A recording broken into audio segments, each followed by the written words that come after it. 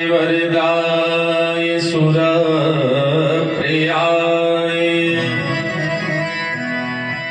लंबोदराय सकलाय जगद्धिताय नागाननाय श्रुतियज्ञ विभूषिताय गौरीसुताय गणनाथ नमो नमस्ते। शुक्लां ब्रह्म विचार सार परमा माद्यां जगत व्यापिने वीणा पुस्तक धारणीम भैदां जाड्यान्धकारापहं हस्ते स्फटिकमालिकां विदधतीं पद्मासने संस्थितां वन्दे तां परमेश्वरीं भगवती बुद्धिप्रदां शारदां देवीं सदा परिभवग्नमभीष्टदोहम् तीर्थास्पदं शिवविरञ्चिनुतं शरणं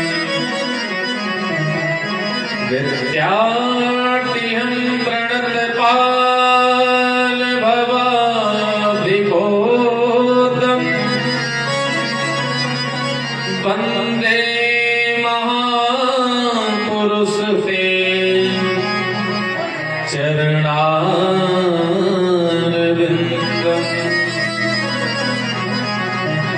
माता रामो मत पिता रामचन्द्रः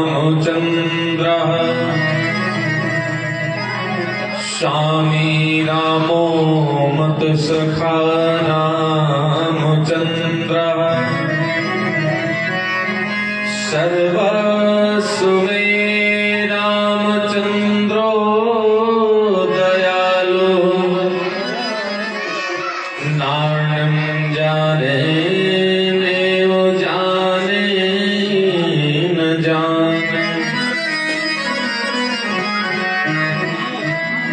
बंसी विभूषित करा नवनीरदाभर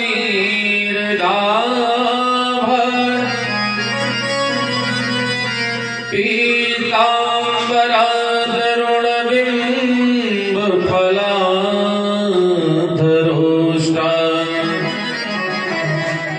पूर्णेन्द्र सुंदर मुखादर नेत्रा कृष्णात् परं किमपि तत्त्वमहं न जाने। लोकाभिरामं रणरङ्गधीरं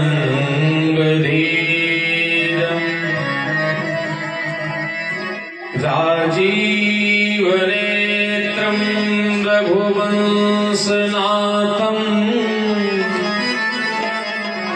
कारुण्यरूपं करुणाकरन्तं श्रीरामचन्द्रं शरणं प्रपद्ये। कृष्णाय वासुदेवाय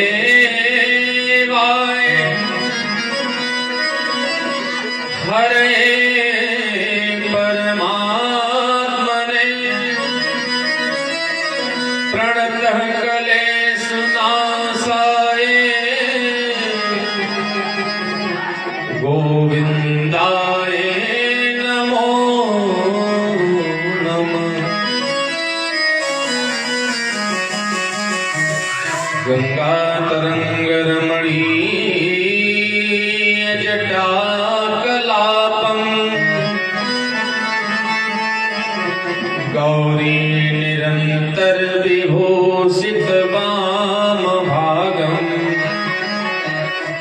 नारायण प्रेमनंगमदापहारम्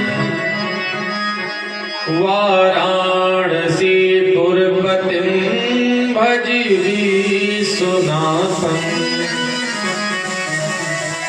नारायणं नमस्कृत्यं नरं चैव नरोत्तमं देवीं सरस्वतीं व्यासं ततो जयेमुदीरये।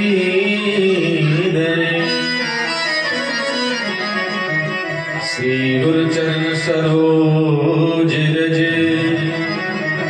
निज मन मुकुर सुधारे बरनो रघुबर विमल जसो जो दायक फल चार बुद्धिहीन तनु जानिके सुमिरो पवन कुमार बल बुद्धि विद्या देव मोहि हरहु कलेश विकार।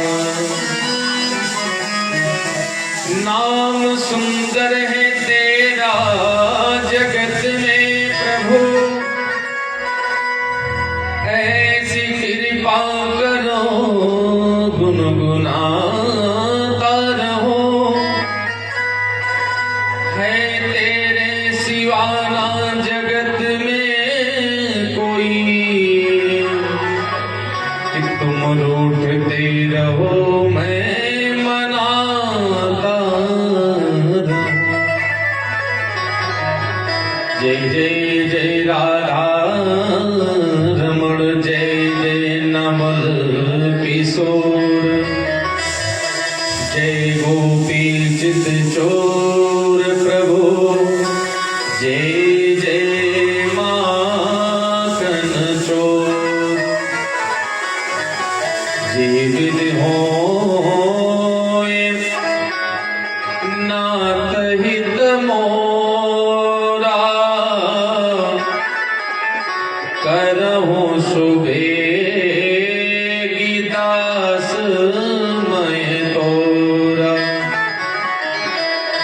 जय जय जय हनुमान गोसाई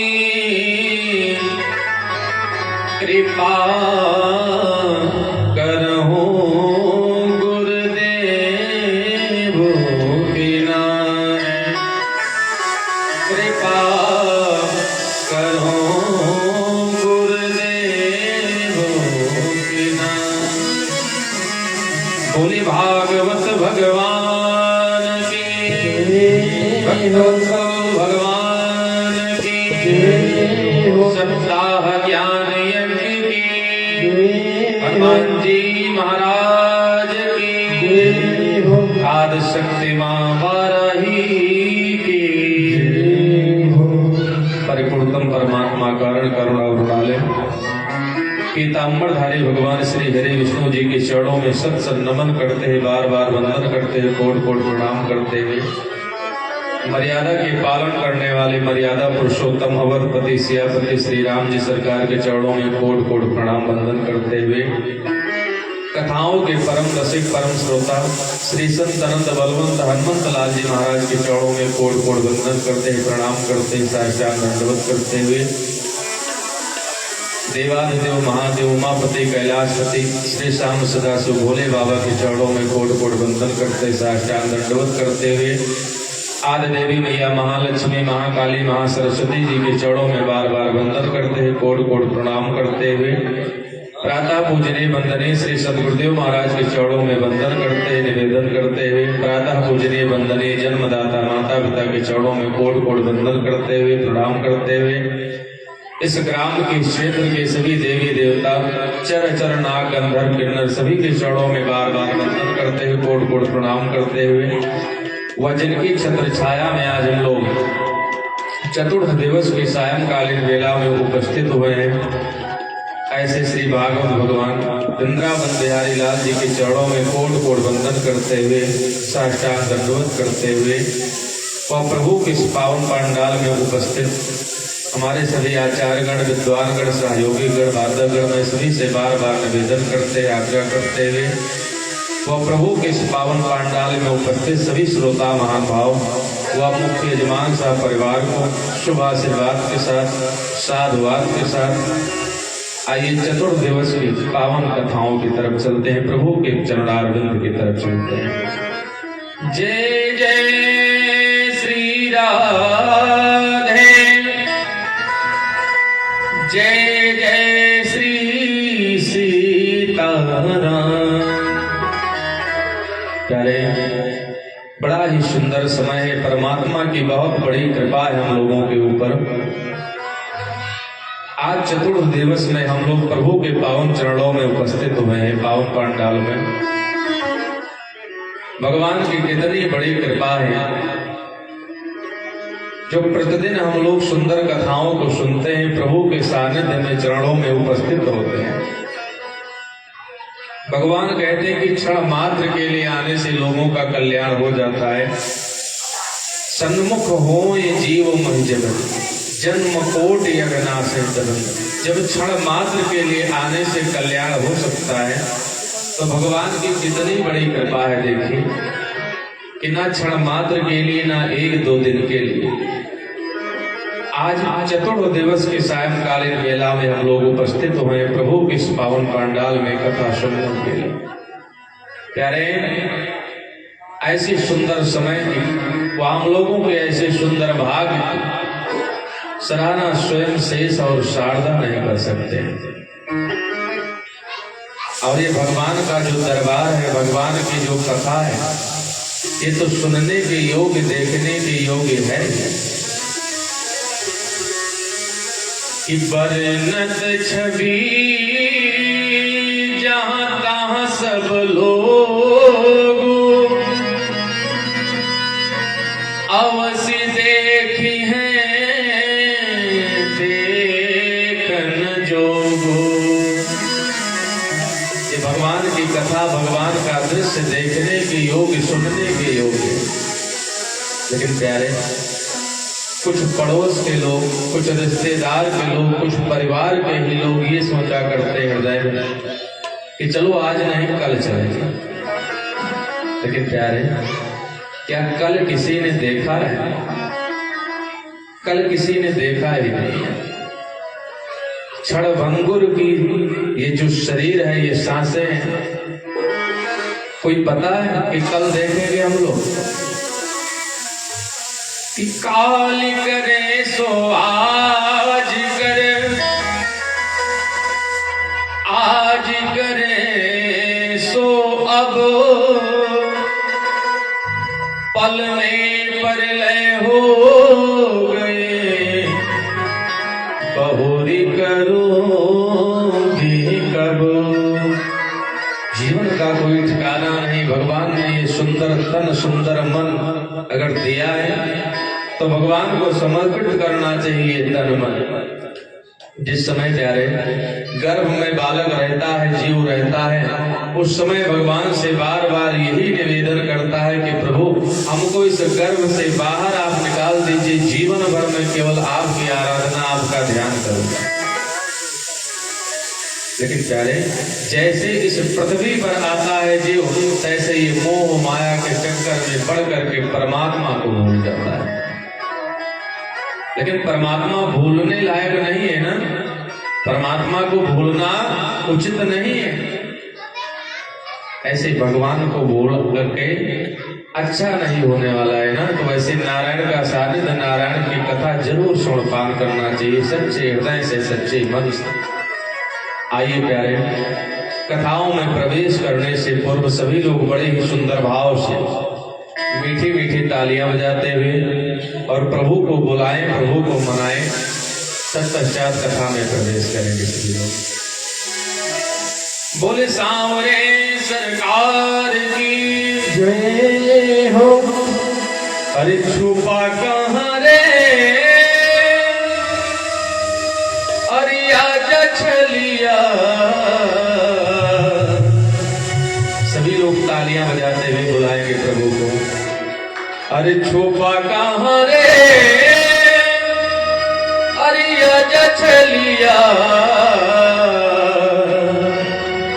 ओ मुरली वाले आजा तेरी याद सताए, मेरा ये भरोसा कहीं टूट न जाए। मुरली वाले आजा तेरी याद सताए, मेरा ये भरोसा कहीं टूट न जाए। ओ मुरली वाले आजा तेरी याद सताए, मेरा ये भरोसा कहीं टूट न जाए। मुरली वाले आजा तेरी याद सताए, मेरा ये भरोसा कहीं टूट न जाए। छुपा कहाँ रे आजा छलिया, छुपा कहाँ रे आजा छलिया, ओ मुरली वाले आजा तेरी याद सताए, मेरा ये भरोसा कहीं टूट न जाए। मुरली वाले आजा तेरी याद सताए, मेरा ये भरोसा कहीं टूट न जाए।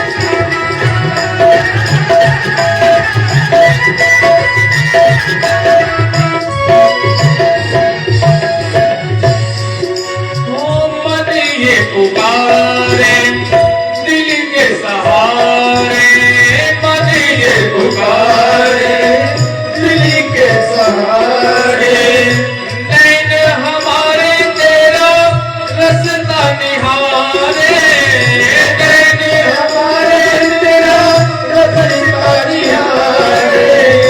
मन ये पुकारे दिल के सहारे, नैन हमारे तेरा रास्ता निहारे, नैन हमारे तेरा रास्ता निहारे, रास्ता निहारे। छुपा कहाँ रे आजा छलिया, मुरली वाले आजा तेरी याद सताए, मेरा ये भरोसा कहीं टूट न जाए। मुरली वाले आजा तेरी याद सताए, मेरा ये भरोसा कहीं टूट न जाए। मुरली वाले आजा तेरी याद सताए, मेरा ये भरोसा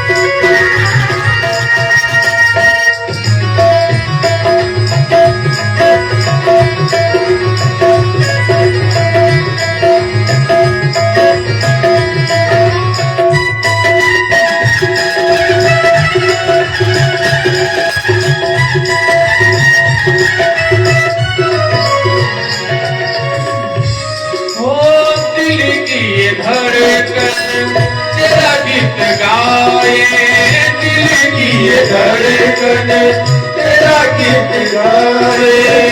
रोती है अखियाँ नीर बहाए, रोती है अखियाँ नीर बहाए। दिल की ये धड़कन तेरा गीत गाए, दिल की ये धड़कन तेरा गीत गाए।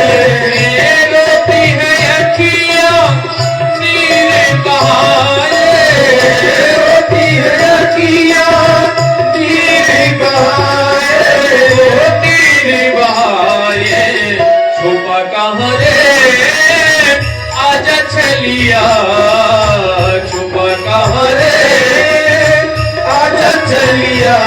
ओ मुरली वाले आजा तेरी याद सताए, मेरा ये भरोसा कहीं टूट न जाए। मुरली वाले आजा तेरी याद सताए, मेरा ये भरोसा कहीं टूट न जाए। मुरली वाले आजा तेरी याद सताए, मेरा ये भरोसा कहीं टूट न जाए। मुरली वाले आजा तेरी याद सताए, मेरा ये भरोसा कहीं टूट न जाए।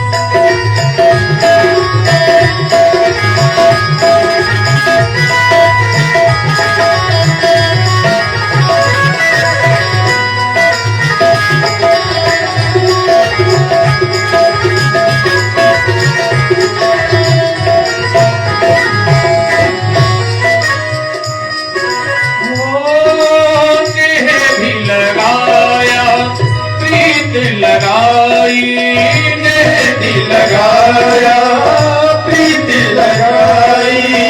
प्यार कन्हैया मेरे कृष्ण कन्हाई, प्यार कन्हैया मेरे कृष्ण कन्हाई।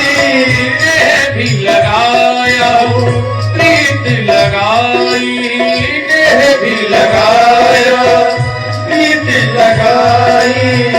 प्यार कन्हैया मेरे कृष्ण कन्हाई, प्यारे कन्हैया मेरे कृष्ण कन्हाई। ओ कृष्ण कन्हाई छुपा कहाँ रे आजा चलिया, छुपा कहाँ रे आजा चलिया। ओ मुरली वाले आजा तेरी याद सताए, मेरा ये भरोसा कहीं टूट न जाए। मुरली वाले आजा तेरी याद सताए, मेरा ये भरोसा कहीं टूट न जाए। ओ मुरली वाले आजा तेरी याद सताए, मेरा ये भरोसा कहीं टूट न जाए।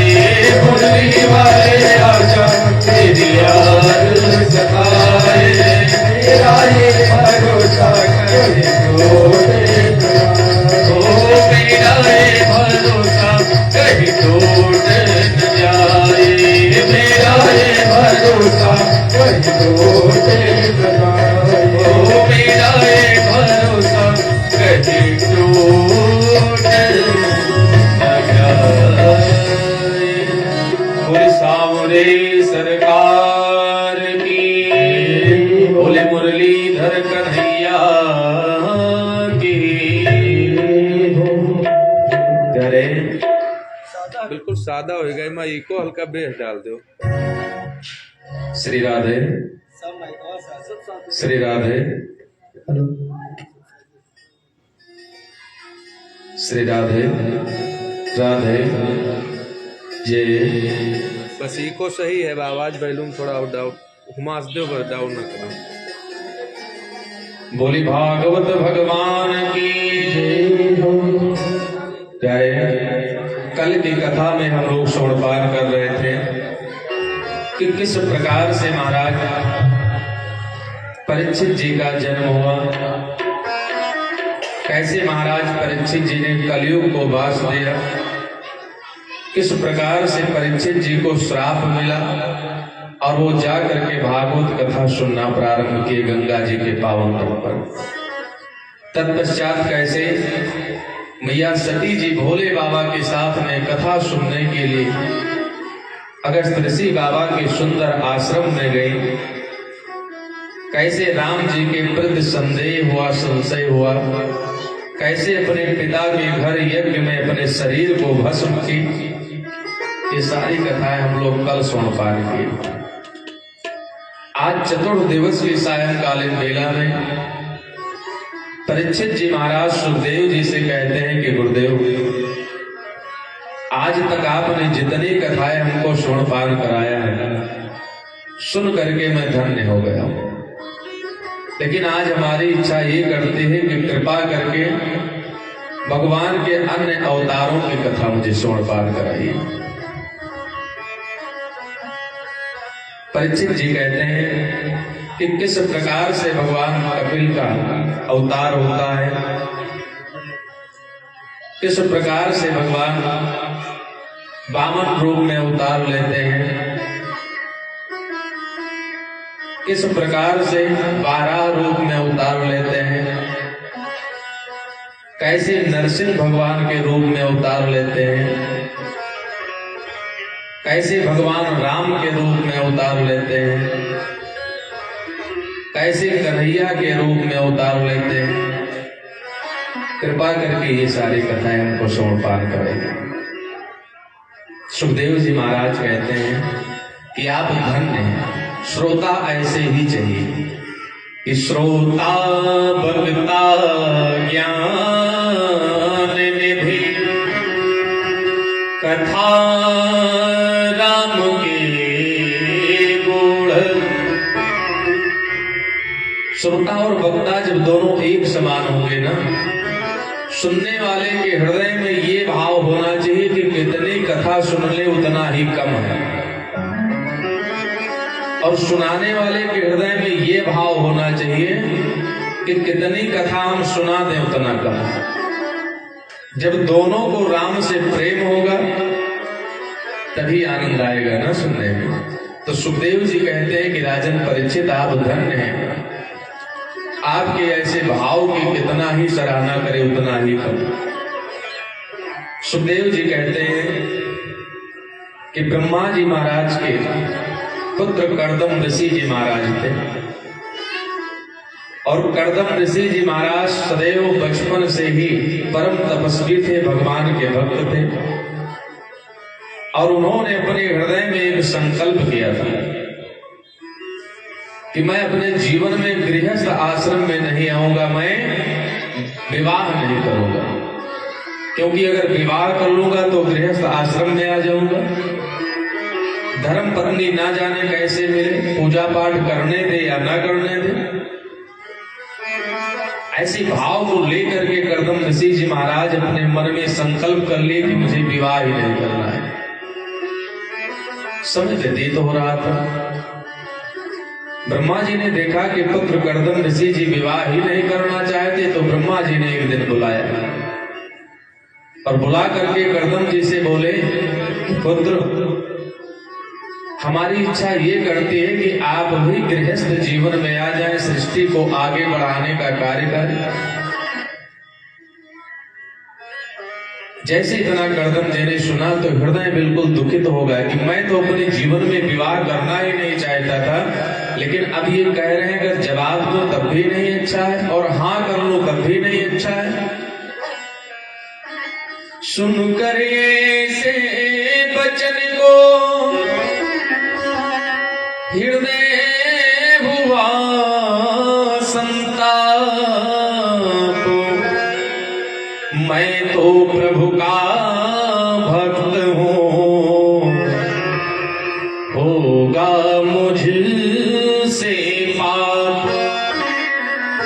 कर्दम जी ने कहा मैं भगवान का भक्त हूं, और अगर गृहस्थ आश्रम में आ गया तो गृहस्थ आदमी कितना भी कराए लेकिन बिना बेईमानी किए हुए, बिना झूठ बोले हुए चलता नहीं है। कर्दम जी ने कहा कि अब क्या करें? उस समय उन्होंने कुछ नहीं कहा। बोले ठीक है पिताजी, चलिए मैं आपको बाद में बतलाऊंगा। तो भगवान के भक्त थे, भगवान के ऊपर बहुत बड़ा विश्वास था। कर्दम जी महाराज जा करके और लगाकर समाधि भगवान का ध्यान करने लगे, तपस्या में लीन हुए। तप करते करते कुछ समय, कुछ वर्ष व्यतीत हुए तो भगवान नारायण विष्णु भगवान प्रसन्न होकर के प्रकट हो गए कि कर्दम जी के जप तप से, कर्दम जी के जप तप से श्री नारायण जी प्रसन्न हुए। कर्दमों जी के जप तप से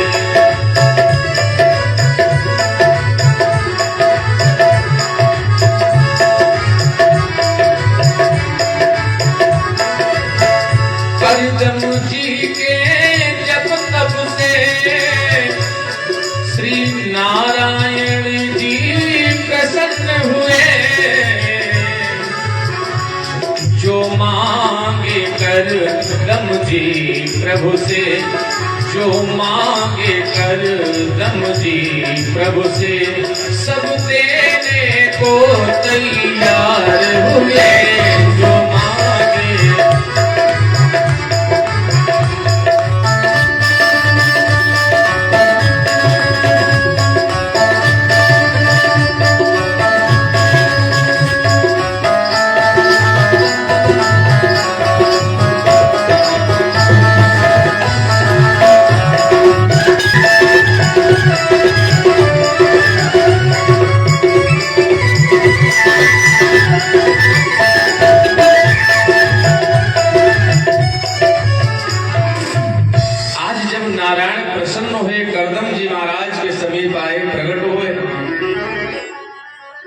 कर्दम जी जैसे ही भगवान को देखे उस चतुर्भुजी स्वरूप में तो रोने लगे। भगवान ने कहा क्यों भक्त, क्या कारण है कर्दम जी, क्यों आप रो रहे हो?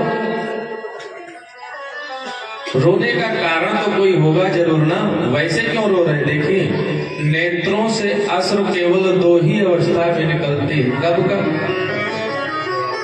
या तो लोगों को ज्यादा प्रसन्नता होती है तब भी अश्रु निकलने लगती है, और या ज्यादा मन दुखी होता है तब अश्रु निकलती है। भगवान ने कहा कर्दम जी ये आपके नेत्रों से अश्रु की धार क्यों बह रही है, क्या कारण है, कृपा करके बतलाइए। कर्दम जी महाराज ने आज पूरी बात बतलाई कि मेरे पिताजी का कहना है कि आप गृहस्थ आश्रम में आ जाएं, विवाह कर लें। भगवान ने कहा ये तो बड़ी सुंदर बात है।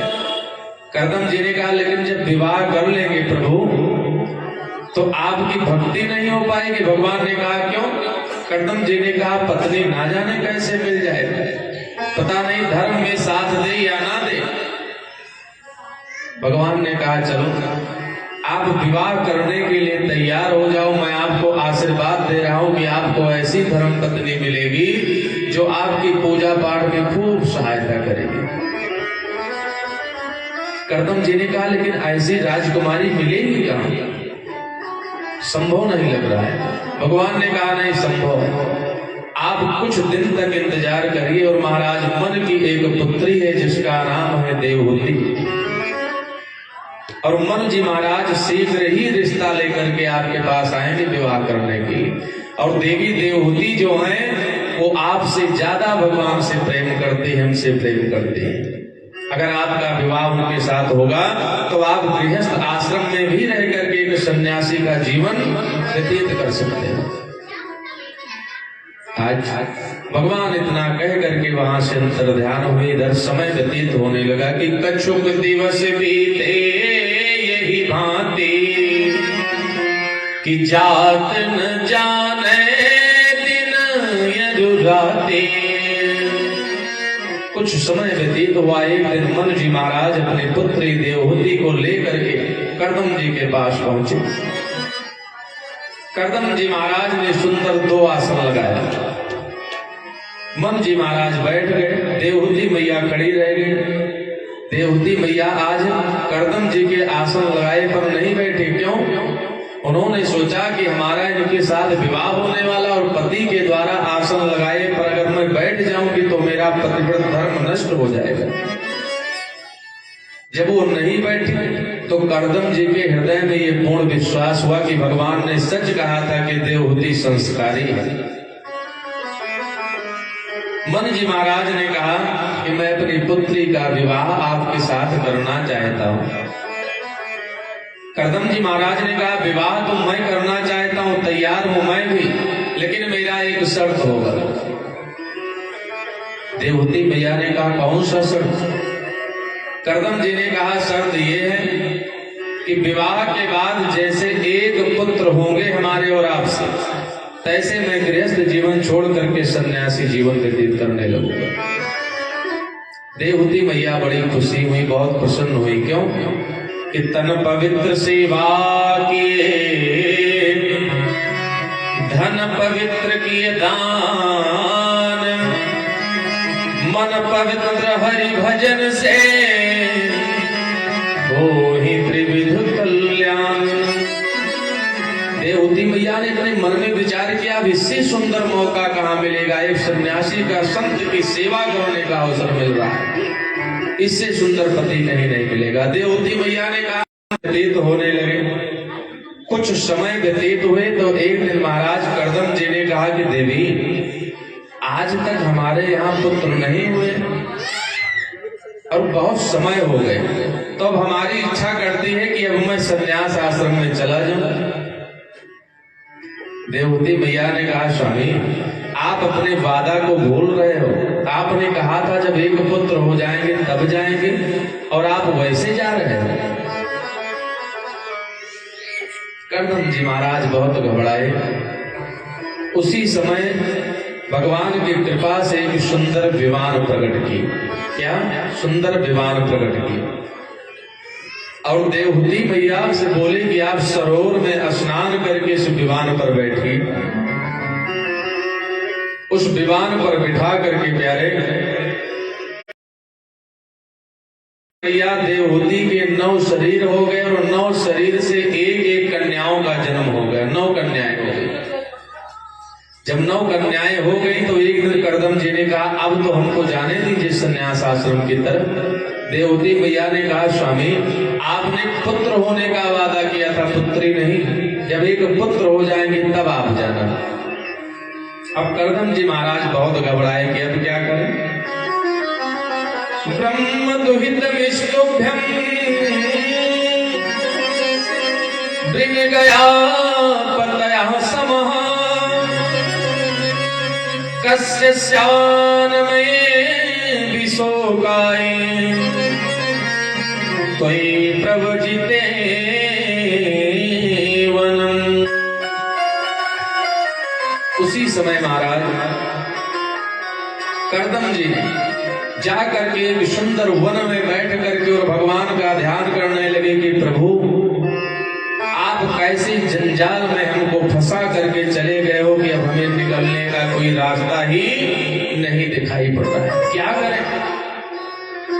भगवान से प्रार्थना करने लगे कि प्रभु अब आप ही हमको इस जंजाल से, इस माया से निकालिए। बड़ी सुंदर भाव से प्रभु का वंदन करने लगे, ध्यान करने लगे। आइए हम लोग भी जरा करदम जी के साथ में भगवान से स्तुति करेंगे कि हर पल तुम्हारी याद आती रहे मोहन आती रहे।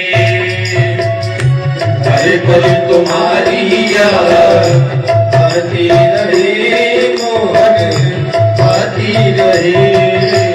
ओ तेरी छवि मन को भाती रहे, तेरी छवि मन को भाती रहे। हर पल तुम्हारी याद आती रहे मोहन आती रहे।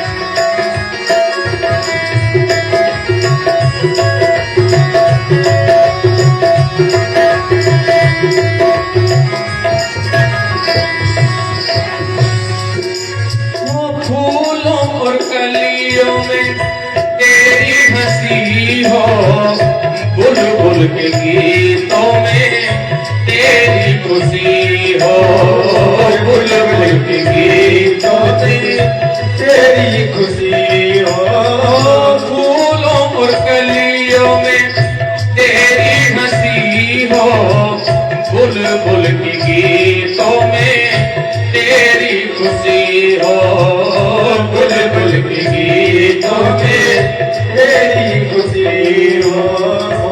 जिह्वा इनाम गुनगुनाती रहे, जिह्वा इनाम गुनगुनाती रहे। हर पल तुम्हारी याद आती रहे मोहन, आती रहे। हर पल तुम्हारी याद आती रहे मोहन, आती रहे। हर पल तुम्हारी याद आती रहे, हर पल तुम्हारी याद आती रहे मोहन, आती रहे। हर पल तुम्हारी याद आती रहे मोहन, आती रहे, आती रहे। बोले भक्त वत्सल भगवान की जय हो।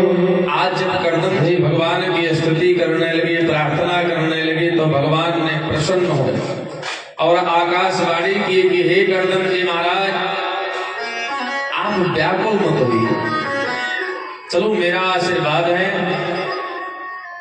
आपके घर में शीघ्र ही पुत्र की प्राप्ति होगी। कर्दम जी ने कहा नहीं, पुत्र की प्राप्ति नहीं, पुत्र ऐसा चाहिए जो आपके समान हो, आपके समान मुझे पुत्र चाहिए। अब भगवान ने अपने हृदय में विचार किया कि मेरे समान तो संसार में कोई है ही नहीं, लेकिन भक्त की बात कैसे भगवान टाले। भगवान ने कहा कि आप सरिस को जमो कहाँ जाई, निपुतव तनय हो मैं आई। चलो मेरा वादा है, मैं आपको आशीर्वाद दे रहा हूं कि शीघ्र ही आपके घर में मैं स्वयं पुत्र के रूप में आऊंगा। कर्दम जी महाराज आए।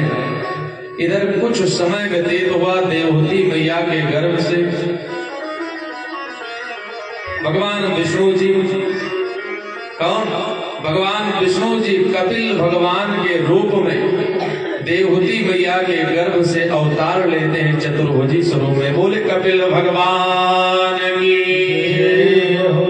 और जैसे कपिल भगवान का अवतार हुआ, प्राकट्य हुआ, तो महाराज कर्दम जी आज 7 परिक्रमा करके और तुरंत सन्यास आश्रम की तरफ चल दिए। इधर देवहूति मैया और कपिल भगवान का संवाद होता है, अनेकों प्रकार के प्रश्न होते हैं। देवहूति मैया ने पहला प्रश्न यही किया, प्रभु आप अपने भक्तों की रक्षा कैसे करते हो, अपने भक्तों की लाज कैसे बचाते हो? भगवान ने कहा कि करम सदा दिन के रखवारी, करम सदा दिन के रखवारी, करम सदा दिन के रखवारी, करम सदा दिन के रखवारी, करम सदा दिन के रखवारी, करम सदा दिन के रखवारी। कैसे? जिमी बालक राखे महाधारी, जिमी बालक राखे महाधारी, जिमी बालक राखे महाधारी, जिमी बालक राखे महाधारी, जिमी बालक राखे महाधारी। कपिल भगवान ने कहा मैं अपने भक्तों की रक्षा सदैव करता हूँ, जैसे एक माता अपने पुत्र की रक्षा करती है। जो भक्त हमको प्रेम से बुलाते हैं, मैं उनके कार्य को बनाने के लिए सदैव तैयार रहता हूँ। और वैसे भगवान भाई कब किसके ऊपर प्रकट हो जाएं, प्रसन्न हो जाएं, इसका कोई पता नहीं। भाव को भाव अनक आलस, नाम जपत मंगल रिद्ध सो। भगवान का नाम चाहे सीधा लिया जाए, चाहे उल्टा लिया जाए, भाव से लिया जाए या कुभाव से लिया जाए, लेकिन भगवान प्रसन्न जरूर होते हैं। बड़ी सुंदर बात याद आ गई है।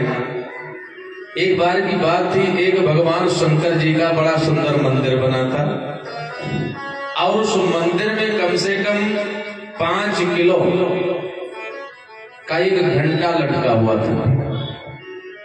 एक चोर प्रतिदिन आता था, उसी तरफ घूम घूम कर वही घंटा पर उसकी नजर रहती थी कि अगर ये घंटा हमको मिल जाता तो बड़ा सुंदर होता। लेकिन जब वो चोर आए तो देखे क्या कि पुजारी बाबा वहीं पर बैठे रहे और पुजारी के सामने घंटा चुरा नहीं सकता था। एक दिन बिल्कुल सुबह सुबह आया वो चोर, घंटा को उतारने का प्रयास करने लगा तो घंटा तक उसका हाइट थोड़ी छोटी थी तो पहुंच नहीं पाया।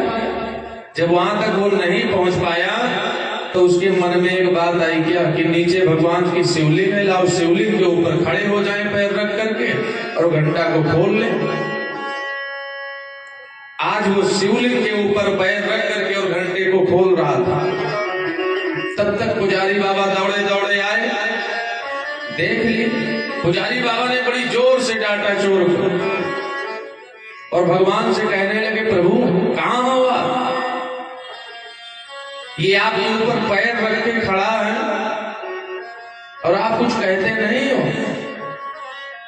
भगवान प्रसन्न होकर के प्रकट हो गए और भगवान ने कहा, पुजारी बाबा आप तो प्रतिदिन अपने हाथों से केवल जल चढ़ाते हो, अक्षत चढ़ाते हो, फूल चढ़ाते हो, मीठा चढ़ाते हो, लेकिन इस चोर ने तो अपने आप को ही मेरे ऊपर चढ़ा दिया। इसने तो अपने आप को ही अर्पण कर दिया, अब इससे ज्यादा ये क्या करे मेरे साथ। तो भगवान कब किसके ऊपर कैसे प्रकट हो जाए कोई पता नहीं। आज कपिल भगवान ने देवहूति मैया से कहा कि करम सदा तिनके रखवारी कि जिम्मे बालक राखे महतारे। जैसे कि माता अपने पुत्र की रक्षा करती है वैसे मैं सदैव अपने भक्तों की रक्षा करता हूँ। ऐसे एक प्रकार के नहीं अनेकों प्रकार के बातचीत होती है। इधर सुखदेव जी महाराज से परीक्षित जी कहते हैं कि गुरुदेव अब कपिल भगवान के अवतार के बाद में कृपा करके जरा संक्षिप्त में वामन भगवान के अवतार के भी कथाएं हमको सुनपान करा दीजिए। किस लिए उनका अवतार हुआ, कैसे हुआ। सुखदेव जी महाराज कहते हैं कि राजन परीक्षित, दानवों के राजा महाराज बलि जी थे जो बड़े ही अत्याचारी थे, देवताओं से द्वेष करते थे और देवताओं से द्वेष करने के कारण एक बार इनका युद्ध देवराज इंद्र से हुआ और जब देवराज इंद्र से इनका युद्ध हुआ दानवराज बलि का, उस समय देवराज इंद्र ने इनको परास्त कर दिया उस युद्ध में। जब युद्ध में परास्त किए गए उसी समय भृगवंशियों ने इनको जला दिया। फिर प्यारे जा पर कृपा राम कय होई, ता पर कृपा करे सब कोई। भगवान की कृपा थी, किसी जन्म का पुण्य था कि ये बच गए जलाने पर भी। और जब बच गए दानवराज बलि तो ये उस समय जाकर के संतों की सेवा करने लगे, महात्माओं की सेवा करने लगे। जब संतों की खूब सेवा की तो संत लोग इनके ऊपर बड़े प्रसन्न हुए, क्योंकि संत का बड़ा ही सरल स्वभाव होता है। संत दूसरे के दुख को अपना दुख समझते हैं। संत जन प्रसन्न हुए, संतों ने कहा कि लाओ दानवराज बलि ने इतना हम लोगों की सेवा किया है तो इनके हाथों से एक सुंदर यज्ञ करवा दिया जाए। संतों ने बड़ी सुंदर व्यवस्थाएं बना करके और एक विश्वजीत नामक यज्ञ करवाया दानवराज बलि के हाथों से। उस यज्ञ के माध्यम से उस अग्नि से अग्नि देवता व इंद्र देवता प्रकट हुए और उन्होंने एक सुंदर धनुष बाण दानव राज बल को प्रदान किया कि जब तक ये धनुष बाण आपके पास रहेगा तब तक आपसे युद्ध में कोई जीत नहीं पाएगा, आप सदैव जीतोगे हर एक युद्ध में, हर एक जगह। जब दानव राज बल को वो धनुष बाण मिल गया, अब और इनका आतंक बढ़ने लगा, देवताओं को सताने लगे, संतों को सताने लगे। जब देवता लोग ज्यादा व्याकुल हुए तो देवताओं ने कहा कि चलो हम लोगों के गुरु भगवान बृहस्पति भगवान हैं, और अगर गुरुदेव की शरण में चलेंगे तो गुरुदेव कोई ना कोई रास्ता जरूर निकालेंगे। क्योंकि प्यारे, गुरु का मतलब जानते हो क्या होता है? गु मतलब अंधकार, भू मतलब उजाला। जो अंधकार से निकाल करके उजाले की तरफ आपको भेजे वही सच्चा गुरु है।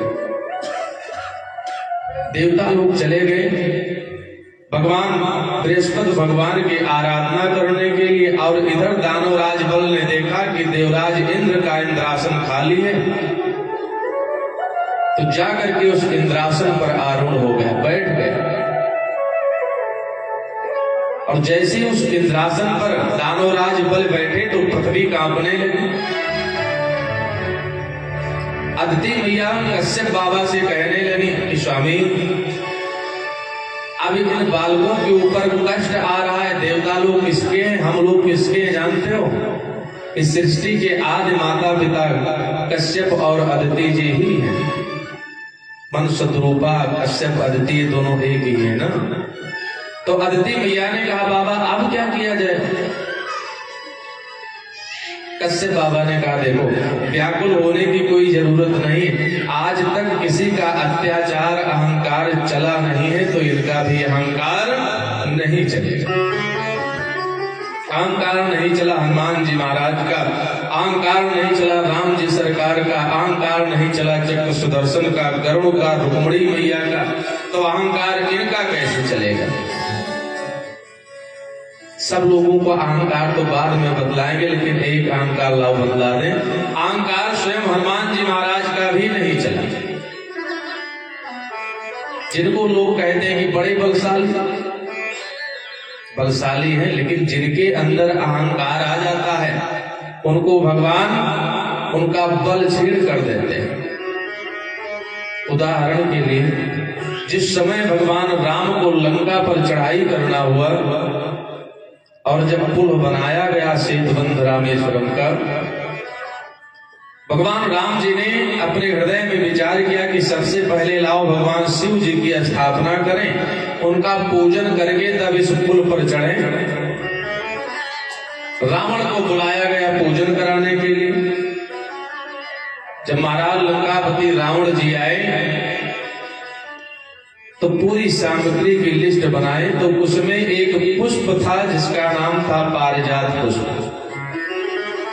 वो पुष्प वहां पर मिलने वाला नहीं था, बहुत दूर मिलने वाला था। रावण ने कहा कि अगर 1 घंटे के अंदर ये पुष्प आ गए तब तो आपकी पूजा सफल होगी, आपकी विजय होगी, और अगर ये पुष्प नहीं आए तो मुहूर्त निकल जाएगा। राम जी से हनुमान जी ने कहा प्रभु, हमारे रहते हुए और किसी चीज की कमी रह जाए भोजन में, मैं पुष्प लेकर के आऊंगा। हनुमत लाल चले, और जब पुष्प लेने के लिए गए तो पुष्प लाने में थोड़ा समय लग गया, मुहूर्त निकल रहा था। रावण ने बिना पुष्प के ही पूजन करवा दिया, बालू की शिवलिंग बना करके। और जैसे पूजन संपन्न हुआ, हनुमान जी पहुंच गए। और जब हनुमान जी आए, देखे कि पूजन हो गया, हमें देर हो गई, तो हनुमत लाल को बड़ा गुस्सा आया। उन्होंने और हो गया होगा पूजन, लाओ इस शिवलिंग को हटाओ, दोबारा शिवलिंग बना करके पूजन होगा। रावण ने कहा देखो, अब इसमें प्राण वायु का संचार हो चुका है, स्थापना हो चुकी है, हमारे बस की बात नहीं, हम नहीं हटा पाएंगे। हनुमत लाल ने कहा मैं हटा दूंगा। सबसे पहले तो दोनों हाथों को लगा करके खूब ताकत लगाए, शिवलिंग तिल भर इधर उधर नहीं हुआ। तो बंदरों को सबसे ज्यादा अहंकार अभिमान अपने पूंछ पर होता है। हनुमत लाल ने कहा कि लाओ अपनी पूंछ को लपेट करके लगा दे ताकि टूट जाएगी शिवलिंग। और जैसे हनुमान जी महाराज ने अपनी पूंछ को लपेट करके ताकत लगाया तब पूंछ आधी उसी में लिपटी रह गई। अहंकार खत्म हो गया, शिवलिंग नहीं टूटी। आज भी प्रमाण है, भगवान शिव की जो शिवलिंग होती है उसमें गोल गोल रेखारी बनी है। लोग कहते हैं जनेऊ पहने, लेकिन जनेऊ सीधी पहनी जाती है, गोल तरीके से। और बंदरों की पूंछ आज भी टूटी। तो जब अहंकार हनुमान जी का नहीं चला तो दानवों के राजा महाराज बलि का अहंकार कैसे चलेगा। कश्यप बाबा ने अदिति जी से कहा कि आप व्याकुल मत होइए, अत्याचार बढ़ने दीजिए, भगवान स्वयं आएंगे। कि जब जब हो ही धर्म गए हानि, कि बाढ़ ही असुर यधम अभिमानी, बाढ़ ही असुर यधम अभिमानी। हो जब जब हो ही धर्मों के हानि, जब जब हो धर्म के हानि, बाढ़ ही असुर यधम अभिमानी, बाढ़ ही असुर यधम अभिमानी। हो कब कब प्रभो धरी विविध शरीरा, कब कब प्रभो धरी विविध शरीरा, हरहि कृपा निधि सज्जन पीरा, हरहि कृपा निधि सज्जन पीरा, हरहि कृपा निधि सज्जन पीरा। महाराज कश्यप जी ने अदिति जी से कहा कि ये बालक हैं, ये अपने आप निपट लेंगे, आप परेशान क्यों हो रही हो। और इनका कष्ट देख करके भगवान स्वयं अवतार ले लेंगे। कुब देहो भौतिको अनात्मा, कुब चात्मा प्रकृति परः, कस्य पत्य पुत्राधा मोह एव ही कारणम्। आप मोह माया को त्याग दीजिए, इनके चक्कर में मत पड़िए। अदिति मैया ने कहा लेकिन बाबा ये संतान है हमारे,